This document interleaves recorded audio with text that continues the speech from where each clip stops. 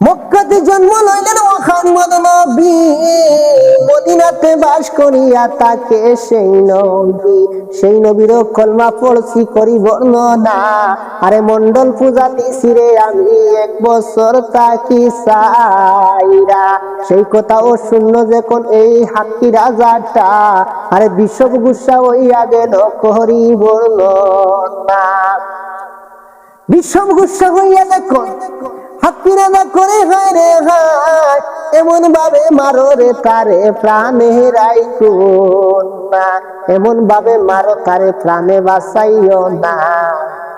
আরে মক্কাতে জন্ম লইলেন মুহাম্মদ নবী, আরে মদিনাতে বাস করিয়া আছে সেই নবীর কলমা যখন একিন করিল, আব্দুল্লাহ রে এমন ভাবে মারো তারে প্রাণে বাঁচাইও না, এমন ভাবে মারো নিয়া তারে গাছের মাঝে ফেরাক মারিয়া, আরে আব্দুল্লাহর হাত পাও বান্ধা যখন লইয়া ছুটিল অনির জঙ্গলায়, অনির জঙ্গলাতে আব্দুল্লাহরে লইয়া চলিল, হাত পাও বান্ধিয়া যখন মারার জন্য গাছের নিচে নিয়ে যখন মারতে প্রস্তুত হইল, ওই সময় চাইয়া দেখে নবীর সাবি যখন আবু বকর এমন ভাবে মারে তারে রে ভাই প্রাণে বাঁচায় না।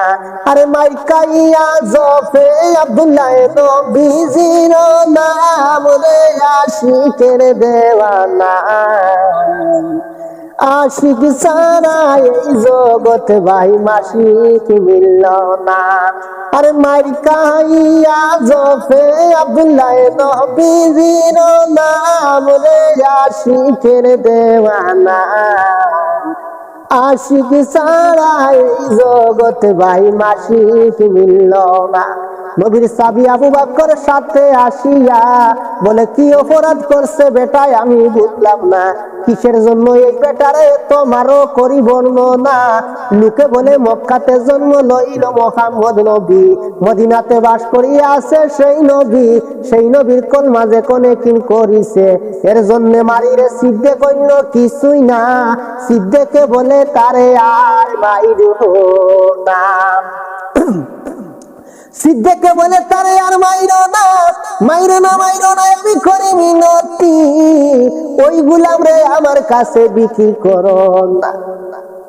লোকজনে উঠিয়া যখন সিদ্ধেক রে বলে, কত টাকা মূল্য দেবাই বেটায় আমারে বলো, বিলে আমার কাছে টাকা পয়সা কোনো কিছুই নাই, আমার মাথার পাগড়িটা আছে দিনি তোমরা আমার কাছে বিক্রি করবাইনি।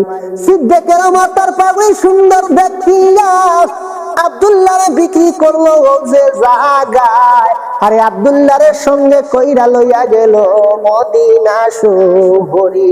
নবীজির পায়ে যখন দিল পালাইয়া, নবীজি দেখিয়া যখন করে বর্ণনা, কি অপরাধ করছে বেটা এই মানুষের এই যে অবস্থা, সেই কথা শুনিয়া যখন সিদ্ধেকে আকরে করে বর্ণনা, নবী গো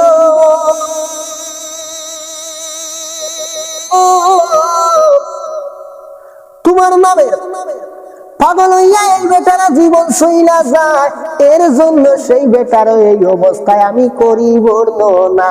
বুক ফুলাইয়া আমার নবী আব্দুল্লাহর গায়ে হাত দিলেন, মুখের লোভ দিয়া যখন সারা শরীর মালিশ করিলে, আস্তে আস্তে আব্দুল্লাহ ভাই সুস্থ হইয়া যায়। এইখানেও বেল্লালের ইতি যখন শেষ